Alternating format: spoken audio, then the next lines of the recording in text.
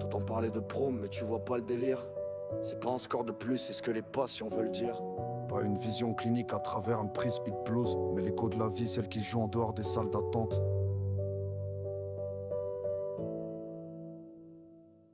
Les proms, c'est pas du pipeau, ni un gadget chercheur. C'est ce que te ressens, ce que tu vis, pas juste la hauteur de tes douleurs. On parle d'alcool, mais ceux que le patient nomme, pas ceux que le prescripteur devine dans une salle pleine d'hommes. Tu peux avoir des chiffres clean et pourtant vivre l'enfer. Un HbA incorrect, mais des nuits blanches pleines de colère. Les proms, c'est pas ta guérie, c'est comment tu vis avec. C'est le poids du traitement, la fatigue, le stress qui s'empile avec. Les proms vont loin, crois pas que c'est qualité de vie. On parle d'auto-efficacité, d'adhésion, d'envie. On parle de fatigue, de symptômes, d'impact mental. Pas juste d'un état global, mais d'un vécu fondamental. Chaque construit est une pièce du puzzle existentiel. Comme dans le diabète, le fardeau, c'est pas que le rationnel. Tu peux mesurer la souffrance, le doute, la résilience, avec des outils pensés pour capter la vraie présence. Attention, faut pas tout mélanger dans le panier.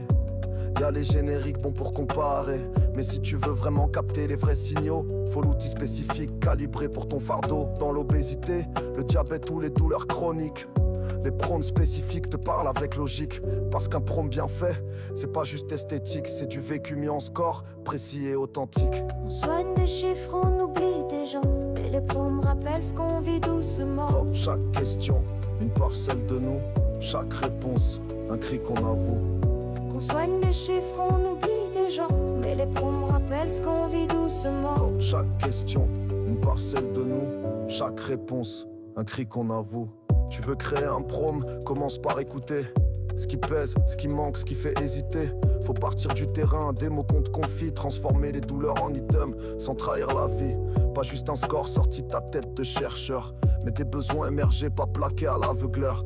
Puis faut tester la face, que les gens comprennent sens. Pas d'ambiguïté, pas de langage d'essence. Ensuite vient la stat, la validation de construit. Tu vérifies que les items vont bien là où tu dis. Pas de redite inutile, pas de bruit dans les questions. Tu veux de la cohérence, pas de la confusion. Les stats, en général ça passe, ça rassure. Mais poser des questions aux patients c'est moins sûr. Faut choisir les bons mots, pas les mots de la science. Faut écouter le flou, l'ambigu, le silence. Et ça, pour beaucoup c'est plus dur que les chiffres. On dit que c'est pour nous, que c'est centré patient, mais souvent on nous appelle une fois que tout est fait gentiment. Bouture sur 100 prom développés en comité, y'en a un sur 4 où le patient n'a même pas été invité.